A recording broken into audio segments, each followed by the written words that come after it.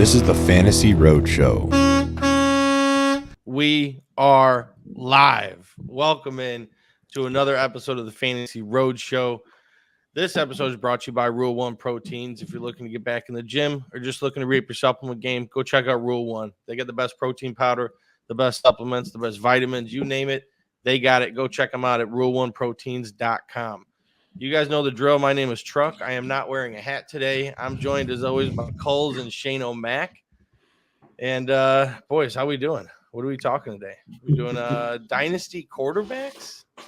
Live. Yeah, we are live. What's up, Shane? What's going on? Not much. Hey, I know I'm late to the party, but last night, me and the wife, we watched the Tom Brady roast, and we laughed the whole. Even she was laughing out loud. The hardest I've ever seen her laugh for like 3 hours straight. And I love it. It was so good. I mean, I almost loved more of the roast on Gronk that Kevin Hart did. I mean, yeah, you know, to me, I find it funny that they titled it the greatest roast of all time, but in fact, it really was the greatest roast of all time. Like I would say that I think it's better than any roast they've ever done. Yeah, it was so good. Yeah, my original take on that was that it was like, I think it's low key a lot bigger than society than people realize right now.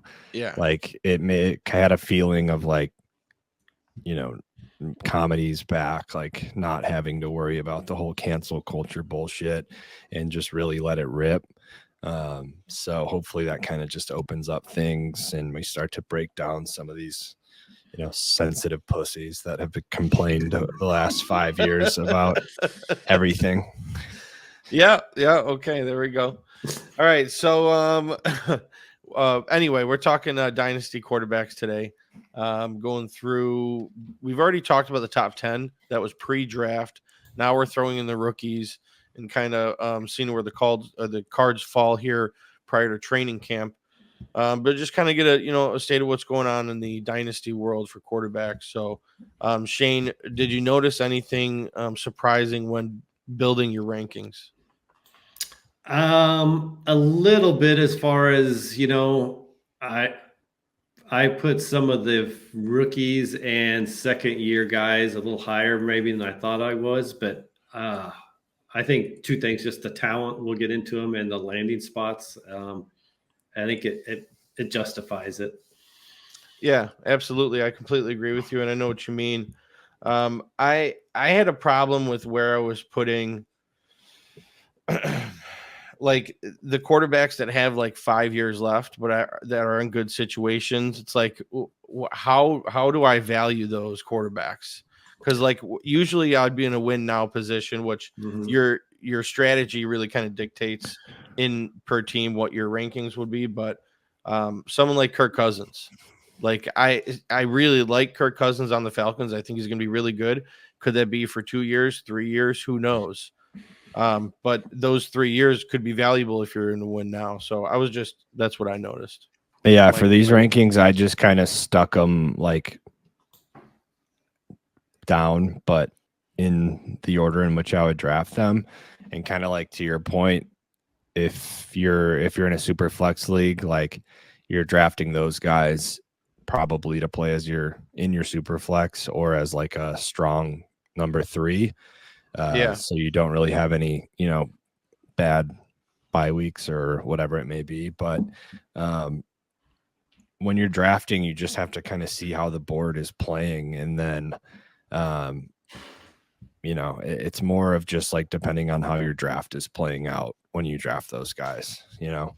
But some of those guys that are going to be taken a lot earlier, you just got to be confident in like who you think is going to be a franchise quarterback who, you know, has 3 years in them to prove themselves into being a franchise quarterback, and just kind of take some risk when making your rankings. That's what I do. Yeah, that makes sense. That's what you're doing in a draft anyways, is you're going to make a flyer on a guy. Yeah. So, anyways, yep. All right. Well, I know that I mentioned it earlier. We already did a top 10 dynasty quarterback, so we talked about the majority of these guys.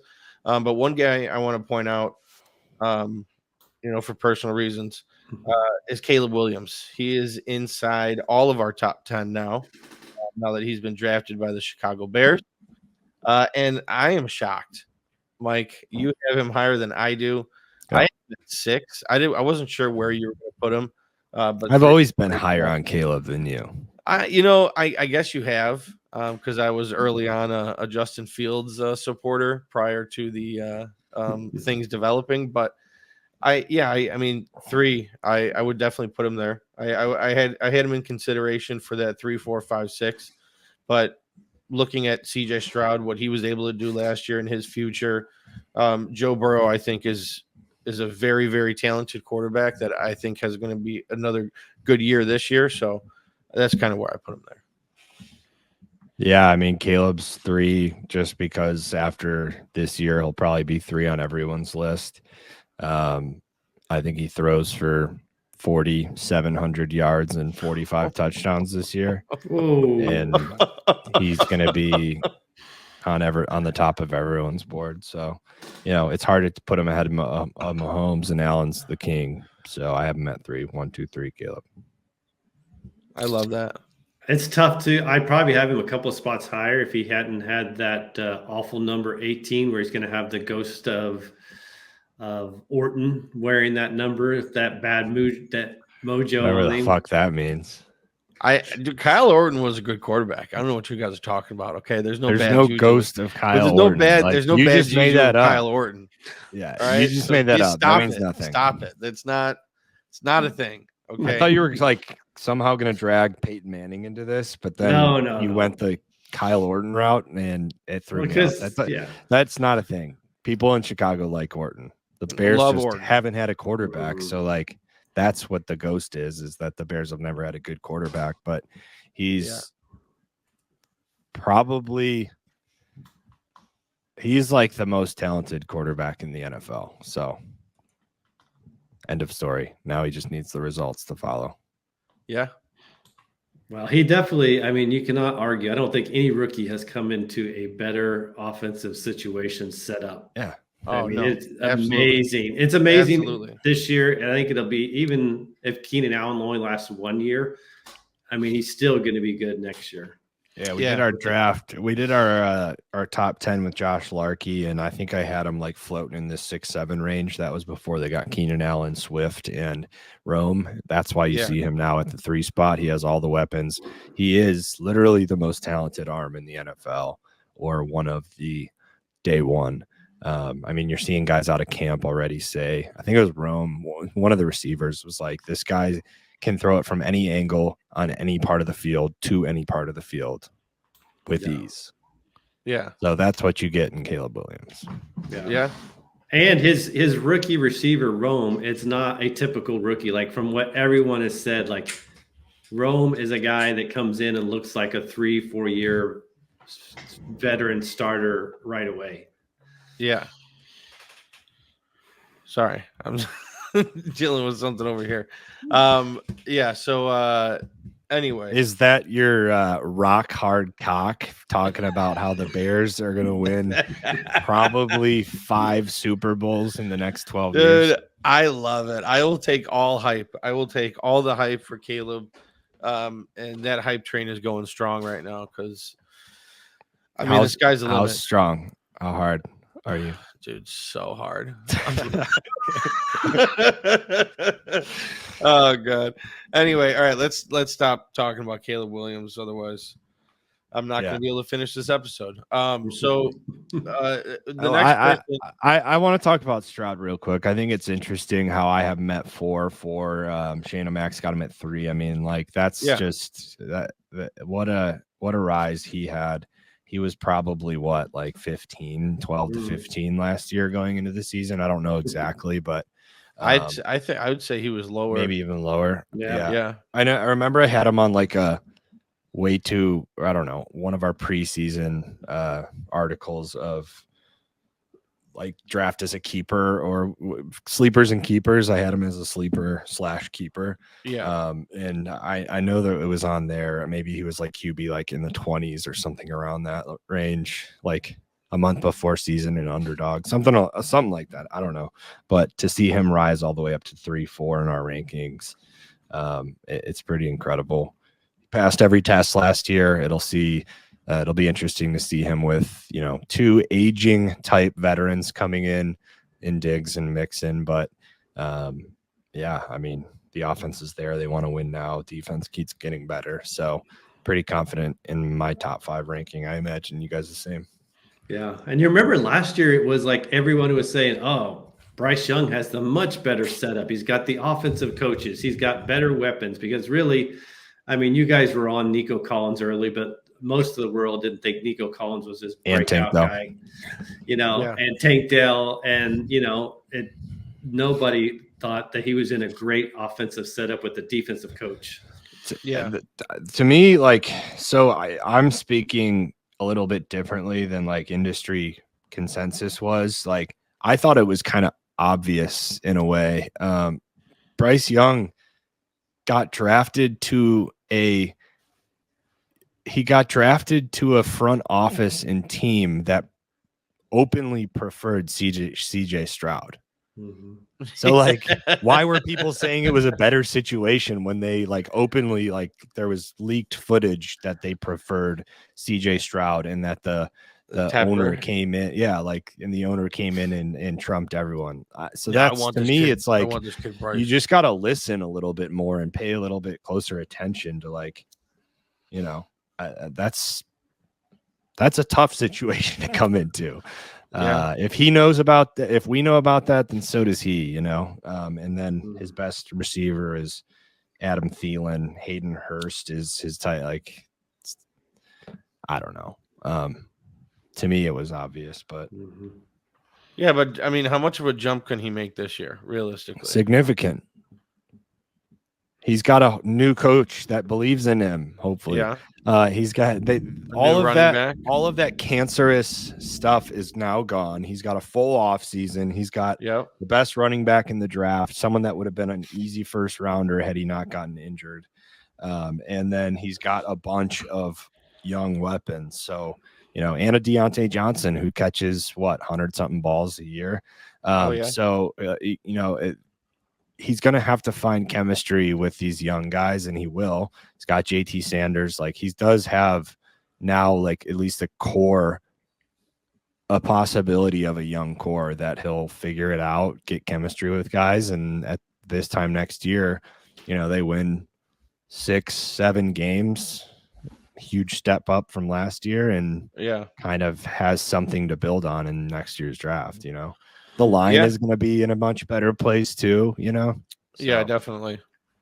Yeah, we'll see how it works out. Yeah, he's got Xavier Legette, Adam Thielen, and JT Sanders. Like, he's got weapons now, so we'll see what happens. What about Justin Herbert? Mike, you have Justin Herbert at 5. I have him at 9, and Shane, you have him down at 13. Yeah, I'd rather hear what Shane's has to say there. I think Herbert, he's 2 seasons away from throwing for 5,000 yards. He's not necessarily going to have like the sexiest offense this year. He's got Harbaugh, which is, there's going to probably be a year of figuring it out together, but his talent, his coach, and they're going to get weapons in there for him. I mean, like Lad McConkey could be like a Cooper Kupp-ish. I know the comparison, and some people say it's just because he's white, but he is a legit like route runner. So that Herbert makes stars too. Like, as long as he stays healthy, as long as they continue to build that team up, he's going to be his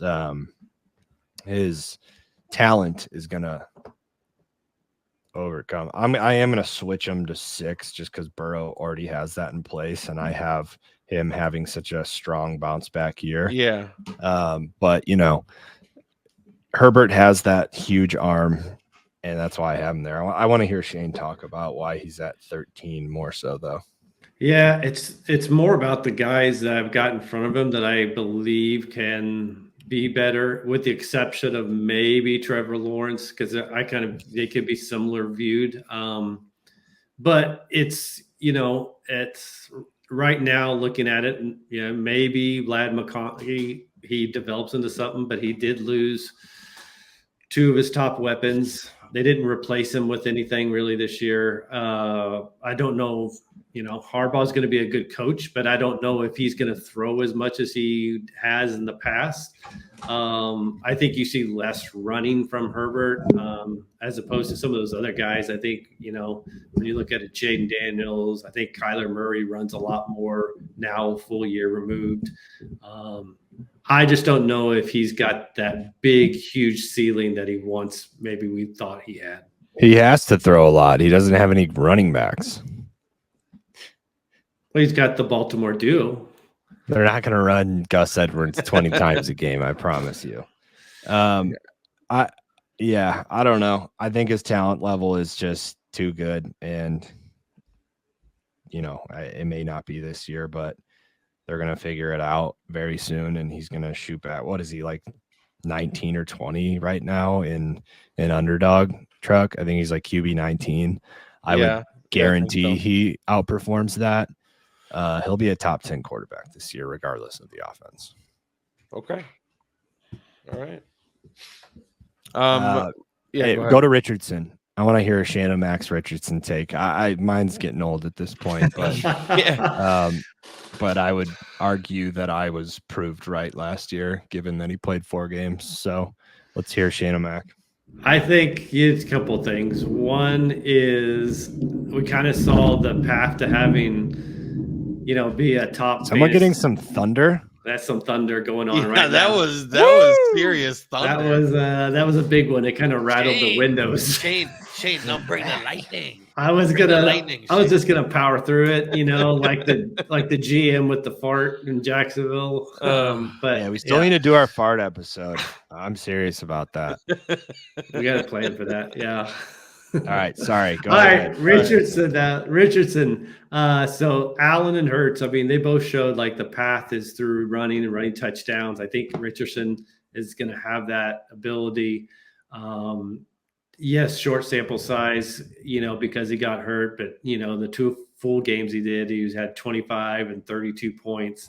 I think he was a better thrower of the ball last year than even I anticipated. I think the coaches coach him out of this recklessness. He's a big guy, but I don't think he'll see him maybe take as big as hits as he did. And then I just loved what they provided in the draft. I think A.D. Mitchell was a home run pick in the 2nd round for that team and will proved to be a legitimate wide receiver too on that team ahead of Downs. Yeah. I mean, dude, talk about guys that have an incredible situation. Like, right? I was literally just going to say that he has so many weapons. Many weapons. He does. And then there's one thing, and he cannot throw the ball. So, he talk about how was a much better passer last year. He did have a 60% completion percentage. He does not throw the ball well. I've watched him throughout the entire SEC, and I don't know off the top of my head, but I would say more games than not, he didn't complete 50% of his passes, and the game only gets harder in the NFL. The only saving grace he has is Steichen is just a magician with athletes. So, that could be true, and I could be totally wrong, and I will be the first one to tell you that I was wrong. But if it is, I'm telling you right now, that is why. So if he can somehow figure out with Richardson, because it's not only to me, he's going to have his legs are going to have to be a huge part of that, but also he's going to have to slow down the game for him and make easy throws there for him. He did a great job with Hurts in that respect, but Hurts came from a Lincoln Riley offense where he won a Heisman. So Richardson has never really shown the ability to throw the ball effectively. And I'm going to lean on that and continue to. Against the Rams, October 1st, 11 for 25. I think you're going to see a lot of that. Yeah, for me with Richardson, like, you know, he had a couple games thrown over 200 yards. Like, even if he gets to that much, he still looks like he's going to run at least running a rushing touchdown at least once a week. I mean, the guy was all over the end zone whenever he was in, but that was also without Jonathan Taylor. So I don't know 4 if games. he runs less. Yeah, but that was 4 games. That's without Jonathan Taylor, right? That was early on in the season when he wasn't playing last year. Mm-hmm. So yeah. maybe he doesn't need to run as much with Jonathan Taylor in the building and being as good as he is. So there's an idea there. But I personally think if he can stay healthy, he's a top 10 quarterback if he's healthy. Yeah, that's such an easy to me. That's just such an easy take. Like he in order to stay healthy, he can't run that much. I don't think he's going to need to with Jonathan Taylor. But that's the only reason he's behind center. Who? Richardson. The only reason he's a quarterback in the NFL is his athleticism and his running capabilities. So he's going to have to run as an organization. Yes, but as an organization, you drafted him thinking you could develop him and help him grow into an exceptional quarterback. So not a pocket passer. I agree with you, but maybe they don't. We don't know. That's why they brought in Steichen, though. Like, he's going to have to use his legs, and he's going to have to be able to do it smart and effectively, and he's going to have to stay healthy. That is all just to set the table to where he can settle in and his arm can open up. So I don't know. I mean, I'm definitely in the minority by saying Richardson. I have him like at 22, and that's as a huge bust. Like 22 is because of his upside. Otherwise, he would be off of my top 33 because I think they'll give him a year, and then next year it'll be like, all right, you got to figure it out this year, Anthony, and he's going to fucking fail. But, you know, like I said, I'm probably going to be the one that looks stupid here. Well, everyone will think that until 2 years from now. So, okay, you know, it's just I'm okay taking the minority hard take and laugh about it in a couple of years. Yeah. Okay, fair enough. All right, let's move on to somebody else. What about Dak Prescott? Shane, that's your quarterback. Do you want to talk a little bit about Dak Prescott? Huh? Tell us why you have him at 15, you pessimist. Well, there's a couple of things, you know. One, so he'd be a little higher in redraft, but now, you know, you're talking about, I don't think age 31 is a big deal, but where I have changed my stance over the last 2 months is I think there is now a better than 50-50 chance he is not on the Dallas Cowboys roster next season. And so now you're looking at, okay, there's a lot of uncertainty there. I think I have read some different reports from Cowboys insiders that this is more of a Dak wanting to hit free agency next year and choose his team and go through that than it is Dallas dragging their feet on wanting to re-sign him. So that's just a lot of uncertainty there. I'm not sure. You look at somebody I've got in front of him, Brock Purdy. I think Brock Purdy, even if the 49ers get rid of either Debo or Ayuk, they drafted 2 good receivers that they can replace, and they've got a coach that basically can scheme up success for Purdy, and Purdy's not going anywhere out of that offense for the next 3 years. Yeah, I completely agree with you. To me, Dak, like I think he's gonna have another good year this year. I mean, there's not much that changes with this offense.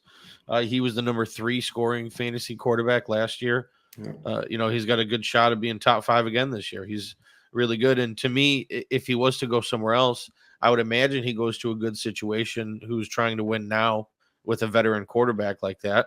So I would think that he would excel wherever he goes as well, depending on the situation, of course. But yeah, Dak's a cowboy to me. He's number 10. He's a cowboy. He's going to be with CeeDee Lamb for the next, 7 years. So that's why I'm at 10. He's in a very pass-happy offense. Ferguson's a stud. They do not have running backs, which is an interesting strategy. So, I think Brandon Cooks still has a little bit of juice left. My boy Jalen Tolbert, he's just going to take a huge step forward this year. And I love Fergie. Fergie's a beast. Fergie's a beast. Yeah, he's in a great offense that throws the ball a lot. I don't like. Yeah, I think this is just going to be media bullshit all season. Like, where's Dak going to go? Dak's not going to leave.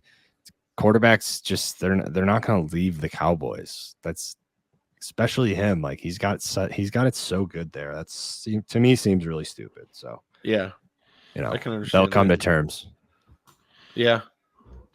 Yeah, I don't know. And I don't know if it's Jerry is he's feeling like he got taken to the woodshed last time in the negotiations, and I don't know if it's some of that is still rubbing wrong on him, but I don't know. It's just, I wouldn't have ever thought it was possible, but like I said, I would say it's at least a 50% chance. Maybe he's not. And if let me paint this picture for you. 50% chance is such an egregious amount. Like, that is that's a lot, Shane. What other team would go this far and their quarterbacks, their top 10 quarterback has not, and you've not signed an extension going into their last season of somebody of Dak's shit, though. Like, it could be something. I'm not putting a lot into that, dude. I think Dak shows up, has another great season, doesn't get injured, and he's going to be a Cowboy for life. Yeah, to me, it's like, where is Dallas going to go otherwise? They're going to have a good year, so they're not going to have a great draft pick next year. You're not going to put CD through that. CD will be fucking out. I personally think they're going to let it ride out this year. It's going to be the talk of the town throughout the NFL, and then this time comes next year, he's going to have another contract with the Cowboys for maybe 100%. 2 more years. And we'll 3 to 5 years, probably. I mean, I could see it being a short term. If he wants to sign another contract after that, he'll still be of age to sign another big contract after another 2 years. So, yeah, I don't know if they're going to lock him in. I'm having a hard time. CD will be out, Shane. I promise you, if they let him go, CD will be like, all right, get me out of here. Don't even get me on that one. That's something they should have done months ago to clear up cap room this year and have gotten ahead of the big wide receiver salaries. Yeah, but if you're CD, it's like, I'm not going to sign until you sign my fucking quarterback. Like, I'm not going to be sitting here as you're dicking around trying to find the next guy. Yeah, I'm not going to be your franchise wide receiver and fucking miss me for an entire season. Yeah. Because then that is just how you ruin a franchise. Like, have your absolute stud cause problems on the sidelines. Yeah, not good. I don't know. I'm at 10. I'm confident that he's going to be a Cowboy and he's going to be slinging the rock. And to be honest, like, Jerry likes where the Cowboys are. We're going to make the playoffs. We're going to make some noise in the regular season. Yeah, of course he wants to win, but I don't think he wants to win that bad. So you think but for the next, let's call it 4 years. So you think there's more upside with Dak than Jaden Daniels? More upside? Yeah. I mean, I think Dak is guaranteed going to be a top 10 quarterback, and I don't have that same guarantee with Jaden Daniels in a dog shit like situation. Yeah. I don't think Ben Sinnott is the next fucking Sam Laporta like everyone else. It's got fucking Austin Eckler, who literally couldn't run the football last year. He looked like a fucking shell of himself. Like Brian Robinson, who, he's had a great year, but it's, again, Brian Robinson, who I'm not a huge fan of. He's a little shot. I like Scary Terry, but he's an undersized wide receiver, just like Jahan Dotson. Yeah. It's not the Redskins still suck. Jaden Daniels is good, but I mean, I think he's like, if Jaden Daniels was on the Colts, he'd probably be a top 5 fantasy quarterback for me this year. But guess what? He's fucking not. Yeah. I don't know. I personally, I think those commies over there, the Commanders, might be able to have a sneaky good year this year. If Jaden plays well, he's got some weapons. They bring in Austin Eckler to bring some life. Wait, what weapons? You can't. I'm not going to let you say he's got some weapons. Jahan Dotson and Terry McLaurin, I think, are two really good wide receivers. Undersized receivers, yeah. Okay. Yeah, but they're look undersized, but I think they're both really good receivers. They can get the job done. And look how well Sam Howell was in fantasy last year. And he's not going to have a third of the rushing that Jaden Daniels is going to have. Eric Bieniemy. No, I don't believe that. I think Eric that Bieniemy was his coach. And he's not there this year.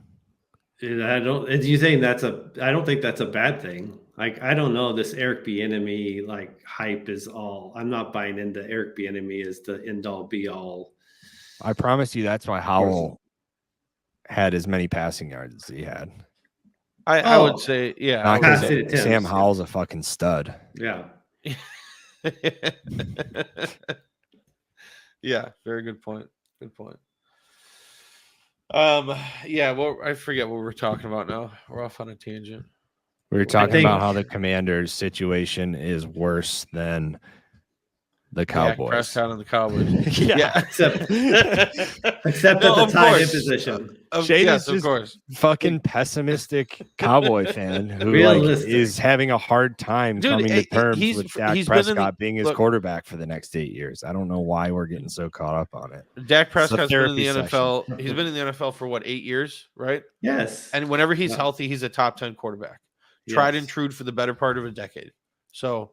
And he's a winner. Like, he's a leader. He's got the intangibles that you want at a starting quarterback. So and he's stop fucking 30? taking it for granted, Shane. You could have Cooper Rush again. How old is he? 30? 31. 31? Yeah. Yeah. He could have another 6 years easy. Yeah. With that organization. Here we go. Or he could have another 4 years with the Pittsburgh Steelers. I don't know. No. Justin Fields is their quarterback for the future. We'll talk about him too. All right, so let's talk about this next group of in this tier.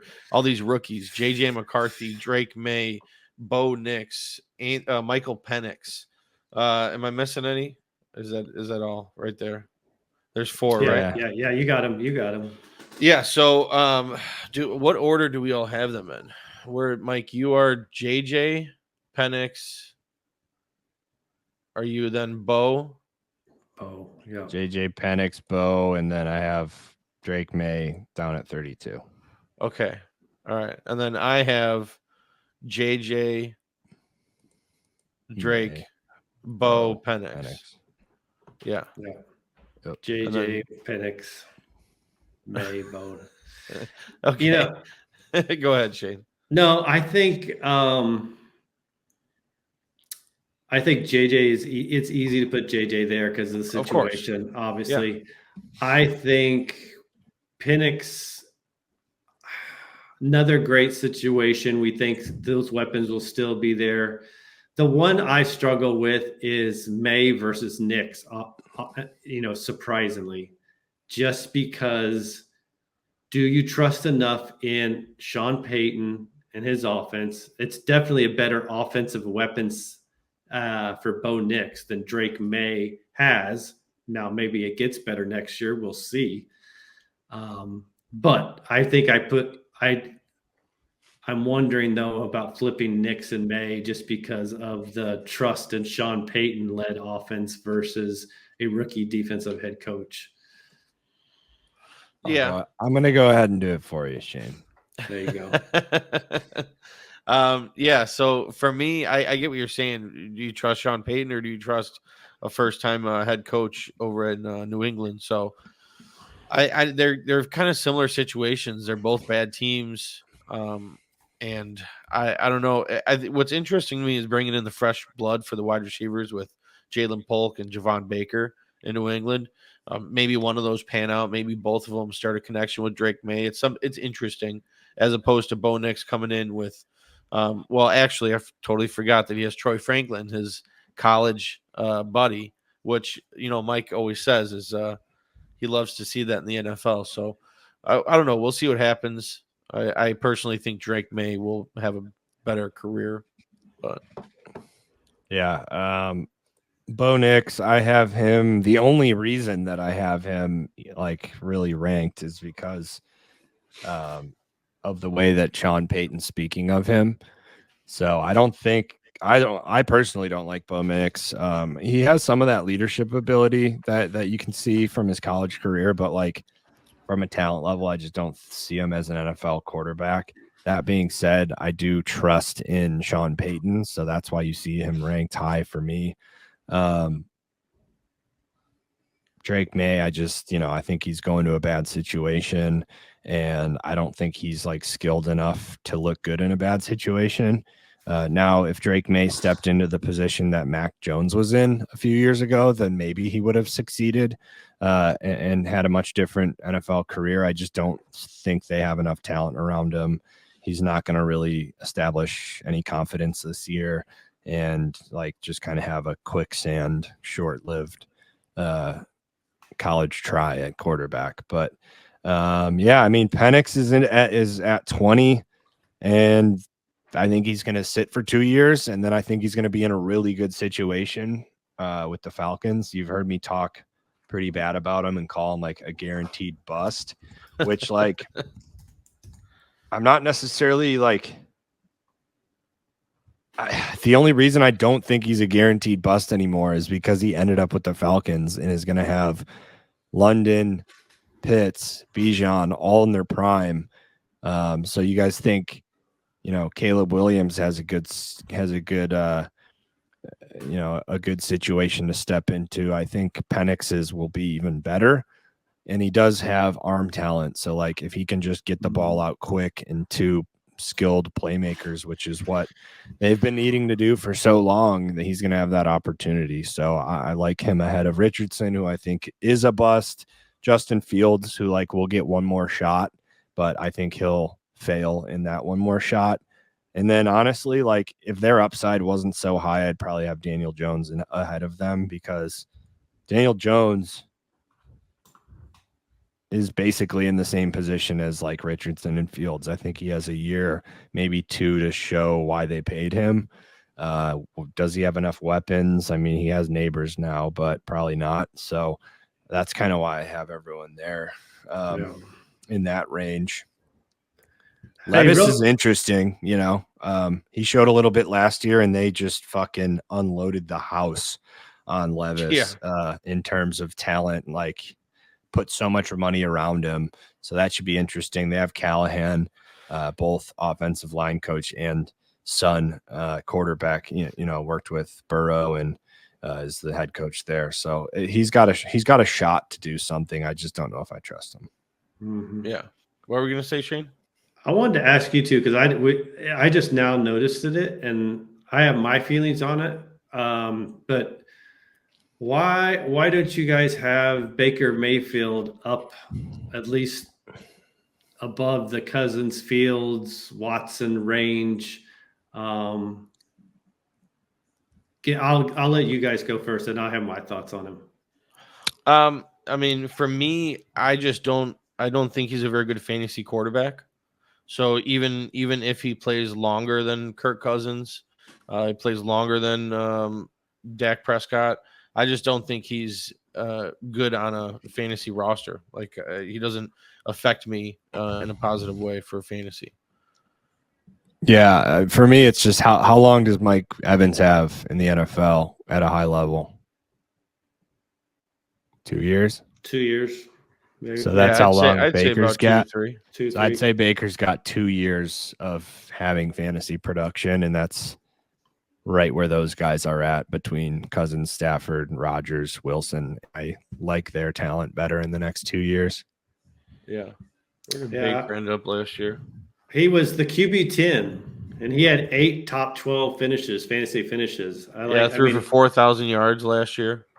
And I mean, yeah. So you're looking at Mike Evans has only got a max, let's call it 3 years. But I like the draft choice of Jalen McMillan that they had. Godwin's not going anywhere.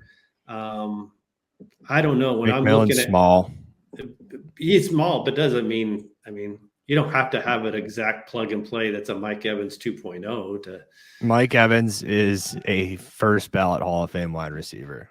Yes, he is. He stretches the offense. He allows Baker to have the ability to throw in space. And when you lose that, McMillan's a slot.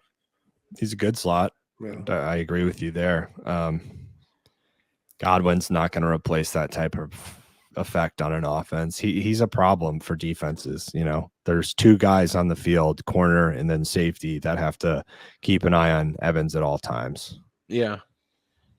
Someone like Baker who has an arm, but there's that butt in there.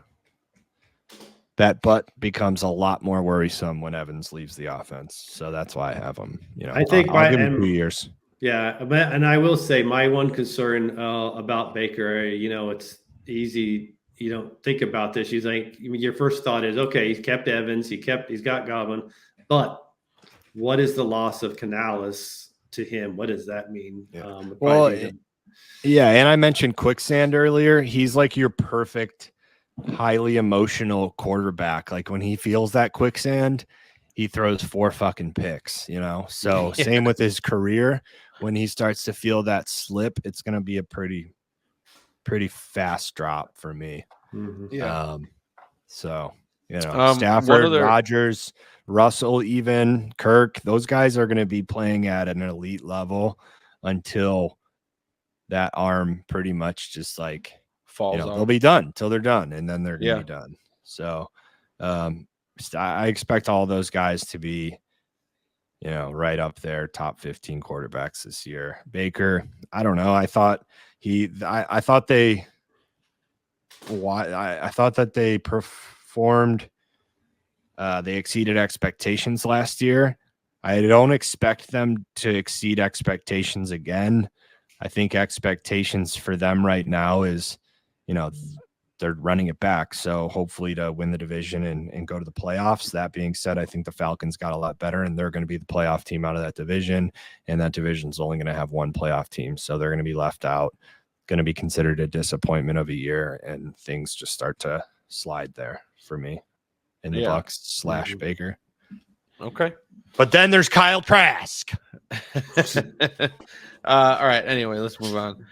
One other running back that I included inside my top 30, but you guys running back. Oh wow. I'm sorry, not running back. Quarterback. Shit. I don't know why I just said a running back. Whoa! Wow. Hey, what are we talking about here? No. Quarterback. Spencer Rattler. I put Spencer Rattler on my top 30 because he's in a similar situation to me as Michael Penix. Like, he's going to the Saints. He's going to sit behind Carr for maybe a year. We'll see what happens. It should only be a year. Carr should be out of there next year. But I think Spencer Rattler has a chance in New Orleans to make something of himself. So I don't know. What do you think, Mike? I know you like Spencer Rattler and rookie. Take all along, yeah. Huh? That's been my take all along. I just don't have him in here. Yeah. Okay. This was Carr's last year for sure, and I'll have him in my rankings next year. Let's put it that way. Yeah. Okay. All right. Yeah. Fair enough. And who knows? It could be week 10 and we see Rattler if things start going well. Yeah, we could see him this year for sure. I think we'll see Sam Howell. That's why I have him at 31. I think we'll see him. I'm giving. Yeah. I'll say Geno Smith won't start. Definitely not 10. I'll say he's not going to start 8 more games in his NFL career. Could be. Okay. It's my hot take of the episode. Okay. All right. Geno Smith won't survive 8 games. I think he'll last. I think he'll get 4. He'll get 4 starts this year, and he'll fail. And week 5 or 6 is when Howell will start. So let's say 5 games Geno starts. That gives him 3 more somewhere in his career. Otherwise, I'm right on my take. those three could come. They could not. I don't know. Okay. All right. Fair He's enough. not going to get another shot anywhere. This is his last stop, Yeah. And I just don't think he's when they see for sure. When they see Sam Howell lighting it up in practice, he might start week 1. I don't know. I mean, dude, Howell's an athlete. You know what I mean? Like he's just good. He's a gunslinger, competitor. Is there any chance that Malik Neighbors elevates Daniel Jones enough where he hangs on beyond this year? Yes, I like Daniel Jones. You say yes, I'm taking him. No. I'm taking Daniel Jones was good 2 years ago. Last year was just a Murphy's Law season. I could see Daniel Jones having a big year. He was a top 10 fantasy wide receiver. What episode are we talking about? This was always going to happen. I'm noodle brain tonight. Sunday night's probably the worst time for me to record. But Daniel Jones was a top 10 2 years ago. I think Malik Neighbors is that good. So, if that whole season was just a absolute shit show, they're going to give Daniel Jones an entire year. Yes, Shane, to answer your question, he's going to be a lot higher on my redraft rankings than pretty much everyone else in the industry. And the only reason I didn't have him at top 20 here before all of these guys is because the upside of Richardson and Fields are high. But now that I'm saying it, I'm just going to do it because I think Fields fails in his next time trying to be a starting quarterback, and I think Richardson has 2 years. And I'll just say that Jones and Neighbors figure something out. So, I still don't think there's enough talent in that offense for Jones to be like, whoa, but Neighbors is a stud. I don't know. Is Waller going to play this year? I hope he does. I don't know. I feel like I've seen something that he's retiring, and then I saw something he's going to play, so I have no idea. But like Shane, like Daniel Jones is a pretty good, let's call him system quarterback. You know what I mean? Like he can run a Dable offense. Dable can put him in good spots and make him look good. It's just he was injured, of course, last year, but he never had a chance in any of those games to like settle in and look good and get going. So, they just had a miserable season last year. That happens in the NFL, Yeah. Well, I think with Neighbors, that's why these industry consensus rankings are extremely wrong every year, is because it's chaos in the year. There's the talent level in the NFL is too thin for things to just always go as planned. Look at the Bengals last year, injuries. So I could see Daniel Jones having a big year on the ground as well. Now that they don't have Saquon, they have Tyrone Tracy, the rookie, and Devin Singletary. So if Daniel Jones is able to do a similar season like he did last, where he was like 700 rushing yards, 5 to 10 rushing touchdowns, like that's going to propel him to be, he's got the G codes, fringe top 10. Yeah, he's got the G codes. I don't think he's going to be the Giants quarterback after next year, and I don't think he's able to get a starting job afterwards. So let's see. What do you guys think? It takes them getting back into the playoffs, just even a wild card loss, and for them to keep him again next year? No, not even. I think if it goes Eagles, Cowboys, Giants, Commies, and he has them at playing close to 500, say 8-9, he's back. Why would that's a huge step up from last year. So it's just got to be positive momentum, get us a couple more guys on offense, continue to stabilize that line and kind of build around him and Neighbors, It's going to have to be him and Neighbors getting off to a hot start. Neighbors, not offensive rookie of the year, but in the running, or, 1-2 from Caleb. So basically show that the investment in him and Neighbors as a top 5 draft pick was a good and smart move. Just make the front office look good, get Dable happy, something that he can buy in on, and then start to build. Yeah, that makes sense. Anybody else you guys want to talk about? I feel like we covered the top 30 here. Yeah. No, I mean, Levis, I'd like to talk about Levis just because I think he's in an important year as well. Yeah. Like, he's got everything around him to succeed. He probably gets one solid year. Even if he doesn't figure it all out and Callahan's happy, he might get 2 there. Yeah. So, I think we all have him pretty low, just being conservative, and like, he's someone that we could talk about being in the top 15 next year. Mm-hmm. Absolutely. I mean, when you surround a young quarterback with weapons, what you do is you're finding out quick whether or not he's going to get it done, because there's no excuses. You have all these weapons. If you can't get it done with all these weapons, what's it going to take? So I like that we'll get to see this year if Will Levis can live up to the hype. I mean, we saw that flash, that good game. We saw a couple great plays. He's got a good arm, and now he's got a ton of weapons. So, I think for me, it's more look like what Callahan did last year with Jake Browning. Like, he made great Jake point. Browning was viable fantasy. He made the Bengals viable in games. If he can do that with Jake Browning, I mean, Will Levis has got a lot more arm talent and athleticism than Jake Browning. That's a great point. Yeah, all the Bengals. I'll say on a sleepy Sunday evening, coming off of a Mother's Day bender, I wasn't. I was not too. I didn't have too much. Too much promise for this episode, but I think we gritted it out and we did a really good job. No, I think so too. I think that's very true. I think it started. I think you started the tempo by taking off that fucking hat, showing us how goddamn beautiful you are, and just setting the tone for the boys. I love it.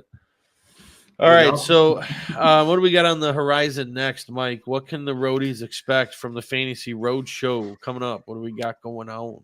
We'll definitely put these Dynasty rankings into a nice little Substack for you guys, and we're gonna, as Shane O'Max talked earlier, we're gonna get the Substack really rolling here with the draft guide. So I would say we can expect early this week, we'll see the QB rankings. I believe Wednesday, Shane O'Mac, you have a article coming out if you want to talk about that. Yeah. So Wednesday will be coming out 20 facts from 2013 or 2023 that you need to remember for your drafts this year. So 20 facts from 2013. Those would be crazy facts from 2013. Off the air, I was telling Kulz this, like, when I wrote this article with stuff I was piecing out and data points, like, it made me adjust my rankings. So it was just things that it's like, oh crap, there's a lot of data there I need to adjust my rankings up and down for some guys. So he put Amari Cooper in his top 10 for sure. All Browns moved up my rankings. Cooper, Watson, all of them. Enough of that Cooper slander. All right, yeah. What's up? Yeah, and then Thursday's schedule release. Yeah. So we'll do a lot around that. I plan on doing I know Shane O'Mac's gonna put together an article, Substack article. We're gonna do a live episode Thursday night. Have some guests popping in and out of that as well. It should be a pretty cool show.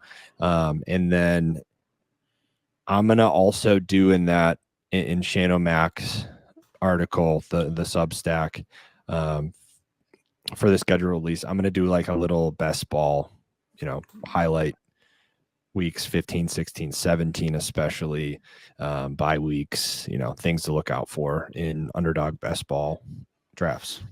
Yeah, absolutely. And something I just thought about, could easily ask you this off air, but for our Friday best ball mania drafts, should we be putting out a Substack for that as well? Just a kind of a recap. Yeah, well, yes, that'll be coming. Just kind of like breaking down the teams. Yeah, how we just a ended quick up with the blurb rosters that we did. Yeah, I think that's beneficial. So. All right. So yeah, that's about that. And be on the lookout for more stuff. Follow us on Twitter, like the video, subscribe to the channel. You guys know the drill. At Fantasy Roadshow. Yeah, the Substack's going to be rolling. So yeah, get in tune. thefantasyroadshow.substack.com. Buckle up, people. Buckle up.